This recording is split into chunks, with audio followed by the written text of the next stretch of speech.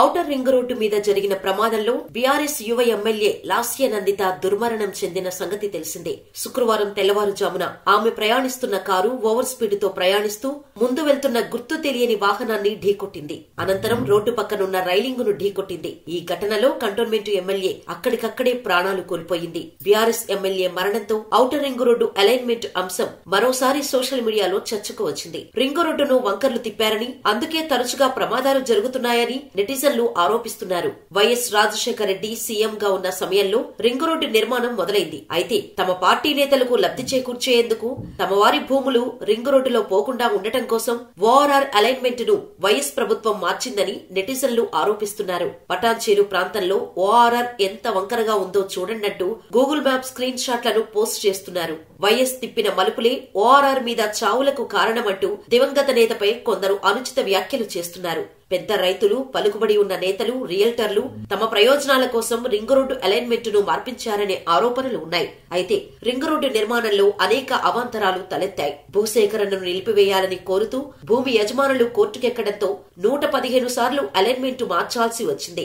ఏడునాగులపల్లి వద్ద railway track ను cross చేయాల్సి ఉండటంతో కొల్లూరు పటాన్చేరు మధ్య 11.7 కిలోమీటర్ల ప్యాకేజీలో రైల్వే శాఖ నుంచి సమస్యలు ఎదురయ్యాయి.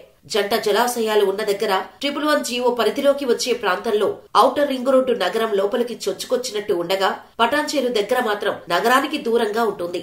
ఇటువైపు నగరం విస్తరణకు అవకాశం ఎక్కువగా ఉండటమే దీనికి కారణం. పైగా లాస్య నందిత ప్రయాణిస్తున్న వాహనాన్ని నడిపిన వ్యక్తి తప్పిదమే ప్రమాదానికి ప్రధాన కారణం. అధిక వేగంతో వెళ్తున్న వాహనం 4వ లైన్లోకి వచ్చిందంటే దానికి డ్రైవర్ నిద్రమత్తు కారణం కావచ్చు. ఎమ్మెల్యే మధ్య సీట్లో కూర్చున్నప్పటికీ ఆమె సీటు బెల్ట్ ధరించలేదు.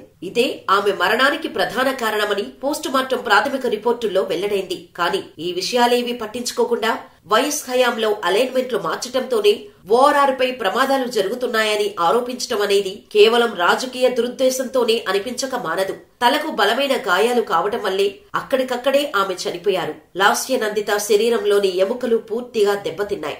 థైబోన్, రిబ్స్ ఫ్రాక్చర్ అయ్యాయి.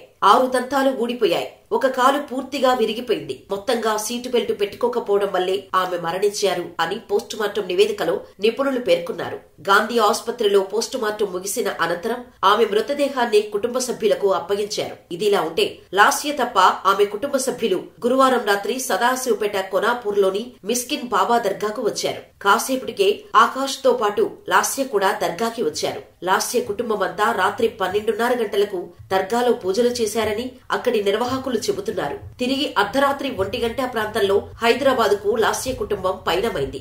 మొక్కులు తీర్చుకున్న తర్వాత 3 నుంచి 4 గంటల మధ్య లాస్య బయలుదేరిందని చెబుతున్నారు. అయితే పటాన్చేరు వైపు ఎందుకు ఆమె వాహనం వెళ్లింది అనే దానిపై స్పష్టత రావాల్సి ఉంది.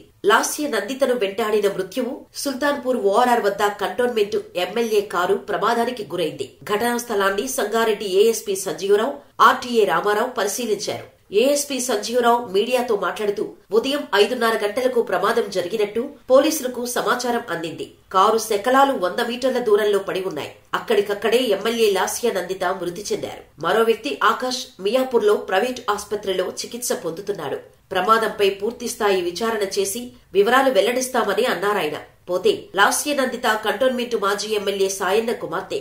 గతేడాది ఫిబ్రవరిలో సాయన్న గుండెపోటుతో మృతి చెందారు. దీంతో ఆ స్థానంలో లాస్య నందితకు బీఆర్ఎస్ అధిష్టానం టికెట్ ఇచ్చింది. నవంబర్ చివర్లో జరిగిన అసెంబ్లీ ఎన్నికల్లో 17,169 ఓట్ల మెజారిటీతో ఆమె విజయం సాధించారు. రాజకీయంగా ఎంతో భవిష్యత్తు ఉందని భావిస్తున్న తరుణంలో, అది చిన్న వయసులో లాస్య ఇలా దుర్మరణం చెందటం పట్ల పలువురు నేతలు తీవ్ర విచారం వ్యక్తం చేస్తున్నారు. ఎమ్మెల్యేగా ఎన్నికయ్యాక లాస్య నందిత వరుసగా ప్రమాదాలకు గురయ్యారు. ఫిబ్రవరి 13వ తేదీన నల్గొండలో కేసీఆర్ అధ్యక్షతన బీఆర్ఎస్ భారీ బహిరంగ సభ జరిగింది. ఎమ్మెల్యే లాస్య నందిత కూడా ఈ సభకు వెళ్లారు. ఆ సమయంలో ఆమె ప్రయాణిస్తున్న కారును నార్కట్పల్లి వద్ద ఓ టిప్పర్ ఢీకొట్టింది. దీంతో ఆమె వెళ్తున్న కారు ముందు టైర్ ఊడిపోయింది. ఈ ప్రమాదంలో ఎమ్మెల్యే లాస్య తలకు స్వల్ప గాయమైంది కూడా. అయితే ఆ సమయంలోనూ ఆకాశే కారు నడిపినట్టు తెలుస్తోంది. అంతకుముందు కిందటి ఏడాది డిసెంబర్లో ఓ కార్యక్రమానికి వెళ్లిన ఆమె 3 గంటల పాటు లిఫ్ట్ లో ఇరుక్కుపోయారు. సిబ్బంది అతి కష్టం మీద లిఫ్ట్ ను బద్దలు కొట్టి ఆమెను, ఆమెతో పాటు ఉన్న వాళ్లను బయటకు తీశారు. తండ్రి సాయన్న చనిపోయిన ఏడాదికే ఇప్పుడు రోడ్డు ప్రమాదంలో లాస్య నందిత మృతి చెందటం గమనార్హం. మరి ఈ వీడియోపై అప్డేట్స్ కోసం మా ఛానల్ ని సబ్స్క్రైబ్ చేసుకుని పక్కనే ఉన్న బెల్ ఐకాన్ కొట్టేయండి.